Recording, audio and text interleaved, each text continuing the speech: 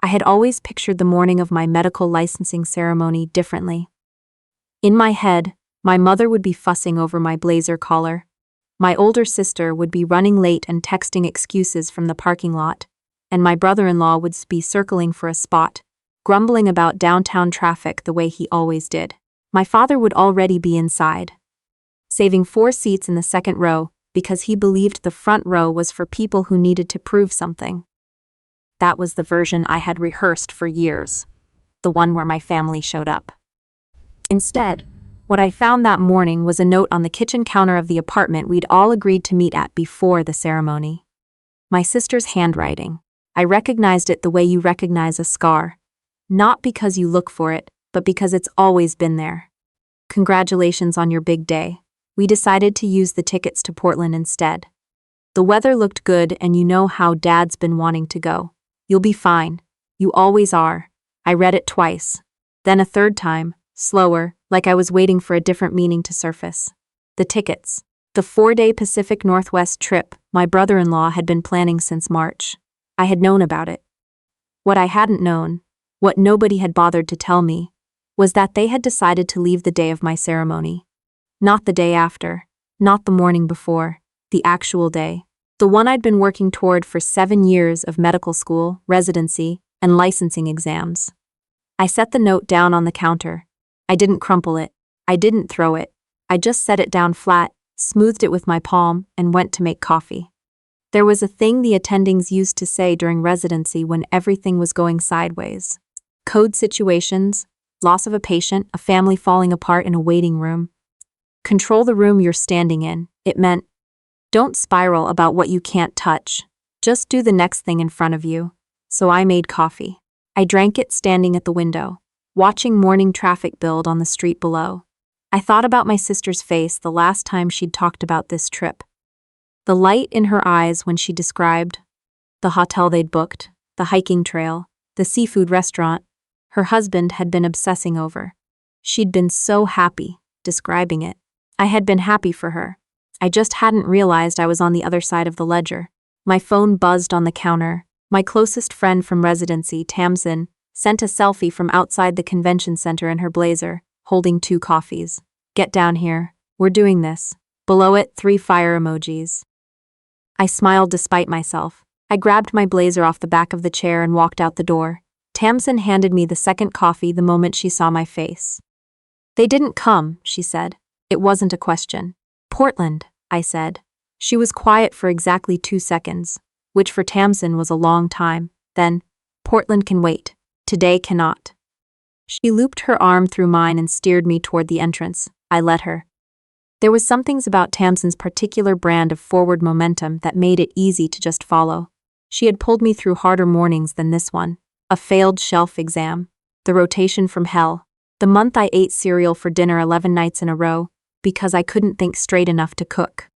Inside, the convention center was already filling up. Rows of chairs faced a long stage, draped with the hospital system's navy banners. Other residents were finding their seats, families clustered in the back rows, phones out, already recording.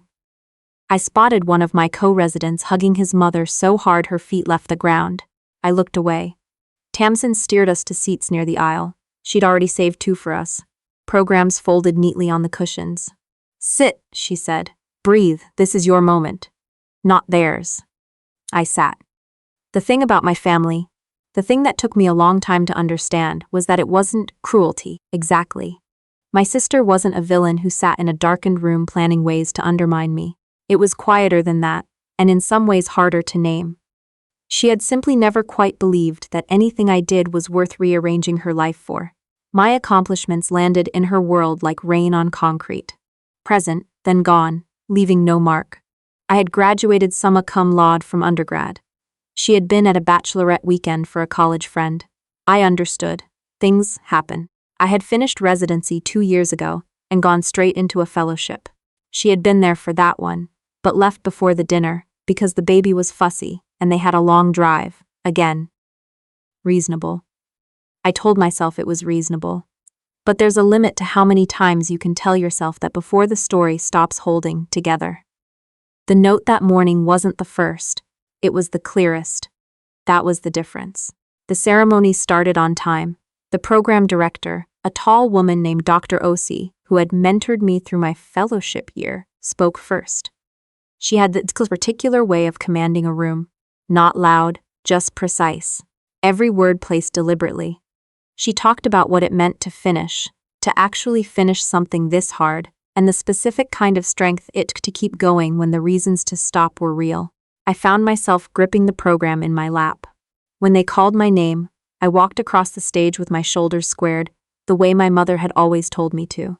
She wasn't there to see it, but the posture was still hers. Instilled so long ago it had become mine. Dr. Osi shook my hand and held it for a moment longer than the others. "I'm proud of you," she said quietly. Just that. Just those 4 words. I had not expected to feel anything. I had dressed myself in numbness that morning, the way I dressed myself in the blazer, deliberately, practically, because it was what the day required. But something cracked open a little when she said it, and I had to press my lips together and breathe through my nose and look at a fixed point past her shoulder until the feeling passed. I walked back to my seat. Tamsin was on her feet, clapping. The reception after the ceremony was held in an adjacent hall. Champagne and plastic flutes, a cheese table, the particular buzz of people who had been tense for years finally exhaling. I worked my way through it, accepting congratulations, deflecting questions about my family with the diplomatic half-truths I'd gotten very good at. They had a prior commitment, technically accurate. Tamsin stayed near me the whole time, a lighthouse I kept tracking back to. At one point, Dr. Osi found us near the windows and spent 20 minutes telling me about a research position that was opening up at the affiliated university.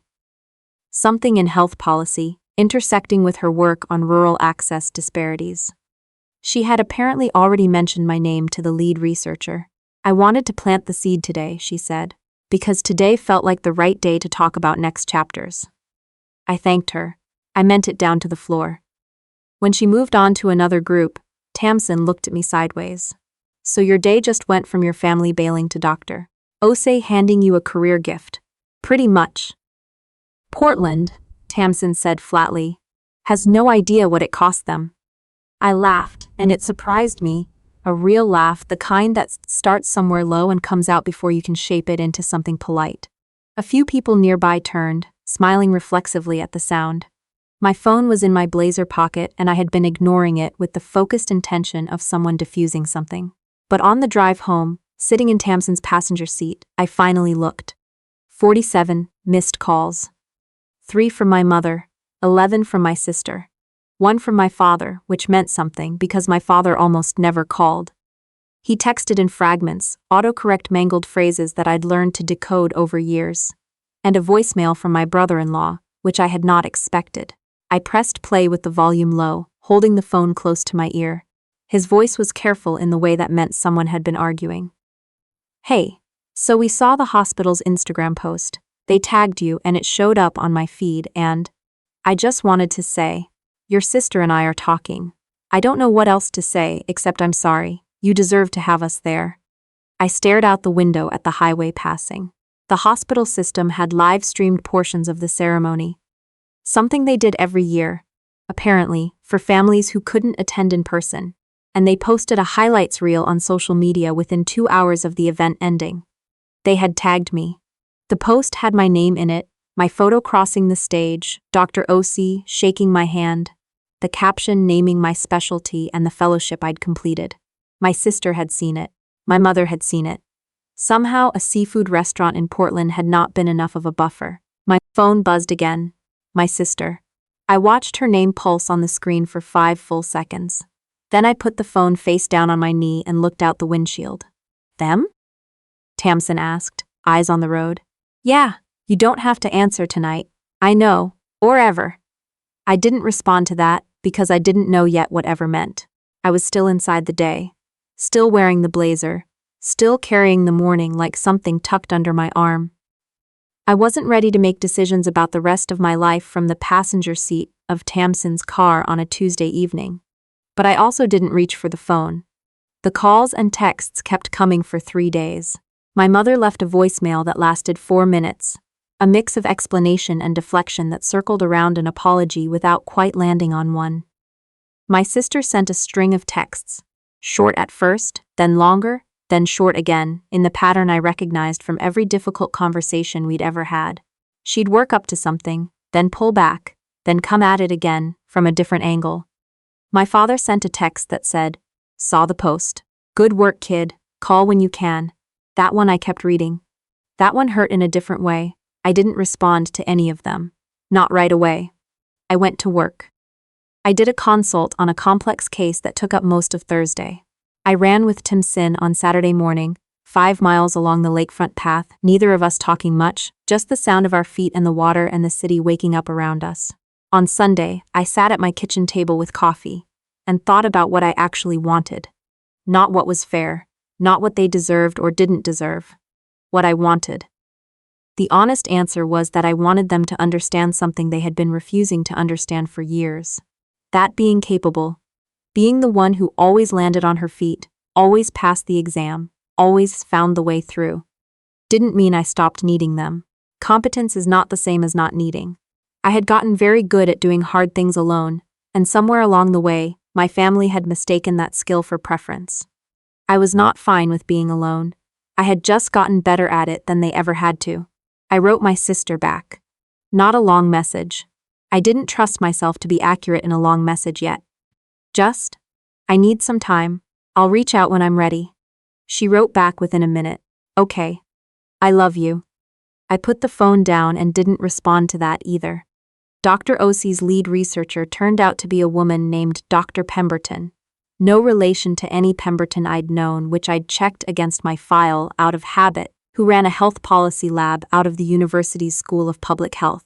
She had a reputation for being demanding and specific and not remotely interested in people who were in it for the line on their CV. We met for coffee in October. She asked me in the first 10 minutes why I cared about rural health access, and didn't accept my first answer, or my second. On my third attempt, she put down her coffee cup and said, "That one, stay in that one." I was offered a joint position in November. Attending physician on a reduced clinical schedule, split with research and policy work. It was the kind of role I'd daydreamed about in residency, and then filed under probably not realistic, because I hadn't let myself want things that seemed too large. I told Tamsin at dinner, and she screamed in a way that made the couple at the next table jump. The work was difficult in a way I hadn't expected, not procedurally but intellectually, the constant problem of translating what I knew clinically into language that could move systems. Dr. Pemberton was relentlessly useful in this, the kind of mentor who pushed back on your framing until it got sharper, who asked questions that made you realize you'd been holding an assumption you hadn't examined. I thought about Dr. Osie saying, "Today felt like the right day to talk about next chapters." She had seen something from across the stage that I hadn't been able to see about myself yet. The hospital social media posts that had rattled my family out of Portland. It ran a follow-up article in the spring, a longer piece about fellows who had accepted research-adjacent positions. My name was in it. My photo again, this time in the lab with Dr. Pemberton, both of us leaning over a printed data set. The hospital shared it. The university shared it. A few people I'd lost track of sent messages. An old undergraduate professor sent a 2-line email that I printed out and kept in my desk drawer. My mother called the day the article ran. I picked up. We talked for 40 minutes. She cried twice, briefly, and I didn't try to manage it the way I usually did. The quick reassurance. The "it's okay. Don't worry about it" that cost me something every time I said it. I just let the silence sit, and she filled it. She said she hadn't realized. I told her, gently, that not realizing wasn't the same as it not happening. She said she was proud of me. I said thank you. It wasn't a resolution. One phone call doesn't undo years of a pattern. But something had shifted. Not in them necessarily, but in me. I had stopped waiting for a particular shape of recognition from people who had never quite been able to give it, and that meant their absence had started to lose some of its gravitational pull. I still needed them to be different. I just needed it less urgently. And that, it turned out, was its own kind of freedom. A year and a half after the licensing ceremony, I stood in a conference room in Washington, D.C. and presented 18 months of data on outcomes in rural emergency care to a panel that included 2 congressional health aides, a foundation director, and a journalist from a national health policy publication. Tamsin had texted me that morning, "Go get them. I'll be watching the live stream." Dr. Pemberton introduced me with 3 sentences and then sat down and let me talk for 45 minutes. The questions afterward were sharp and I answered them carefully, the way I'd learned to in residency, accurately without overstating, without minimizing. Afterward, the journalist asked if she could follow up for a longer piece. I said yes. In the cab back to the hotel, I looked at my phone. A text from my brother-in-law. Saw the conference live stream. Proud of you. Really. Below it, one from my sister. I've been watching. I don't have the right words, but I wanted you to know I was there. I read both messages twice. Then I put the phone in my pocket and looked out the cab window at the city, moving past. The thing about silence is that people often mistake it for a weapon, something wielded, something strategic. But for me, it was never that. It was just the shape my protection took when I finally understood that I couldn't keep explaining myself to people who weren't quite listening yet, and that the energy I spent trying would cost me things I couldn't afford to lose. My silence was not a punishment. It was a boundary. There's a difference, even if it doesn't always feel like one from the outside. I called Tamsin from the hotel room that evening. "You were magnificent," she said. "You weren't there." I watched the whole thing on my laptop in the break room, munched a granola bar, cried a little at the end during questions. My colleague thought I was having a breakdown. I laughed. That real one again, the low, unguarded kind. "My sister texted," I said. Tamsin was quiet for a moment. "What did you do?" "Nothing yet. What do you want to do?" I thought about it honestly. "I don't know. Something. Eventually. Not yet." "That's enough," she said. "That's allowed." 2 years after the licensing ceremony, I started a mentorship program with Dr. Pemberton's support, small, deliberately small, 6 to 8 medical students per cohort, focused specifically on students from rural and underserved backgrounds who were navigating systems that had not been built with them in mind. Students who were capable of everything and had been told, in 100 quiet ways, that they weren't quite enough. I knew something about that. The first cohort's end-of-year dinner was held in a private room at a restaurant near the university. 8 students, Dr. Pemberton, Tamsin, Dr. Osi, who had driven 40 minutes to be there, and me. We went around the table and each student said one thing they were taking with them. The last student to go, a second year, named, and I'm leaving her name out because she hasn't decided yet what she wants to share publicly, looked at her hands for a moment before she looked up. "I learned that needing help isn't the same as being weak," she said. "And I learned that the people who show up for you aren't always the ones you expected." The room was quiet in the good way, the way that means something landed somewhere true. Dr. Osi looked at me across the table. She didn't say anything. She just nodded, slowly, with the particular expression of someone who recognizes the thing that made something else possible. On the drive home that night, I thought about the morning of my licensing ceremony. The empty kitchen. The note in my sister's handwriting. The coffee I made alone, standing at the window, watching the city start its day without me in it. I thought about how certain I had been, in that moment, that something had been taken from me. And I thought about how wrong I had been about that. Not about whether it was a loss. It was. But about what the loss made room for. Dr. Osi at the edge of the stage. Tamsin with 2 coffees in the cold. Dr. Pemberton putting down her cup and saying, "Stay in that one." A conference room in D.C. 8 students around a table, figuring out how to take up the space they'd always deserved. The people who showed up. The ones I hadn't been looking for, because I was still watching the door for the ones I'd expected. That was what the silences gave me. Not revenge. Not the satisfaction of watching someone realize what they'd lost. Just space. Wide, uncluttered space, to finally see what was actually there. My sister and I talk now. Carefully, and not often, but we talk. My mother calls on Sundays. My father sends texts that still require decoding, but I've gotten better at reading between the autocorrects, and sometimes there's something real in there that surprises me. It is not the family I wanted. It is not fixed, but it is honest, in a way it wasn't before. Because I stopped pretending that everything was fine, and they stopped pretending my life was something that didn't require their presence. That might be the best we can do. I've decided that the best we can do is enough. On my kitchen counter, I keep a small framed photo. It's from the end-of-year dinner. The 8 of us squeezed into the frame. Someone's arm around someone else's shoulder. All of us mid-law at something one of the students said just before the shutter. Dr. Osi is in the back corner, her expression caught in that exact moment before a smile fully forms. My family isn't in the photo, but everyone in it chose to be there. There's a version of me that needed a long time to understand the difference between those two things. I'm not sure I'm fully done learning it yet. But I know this.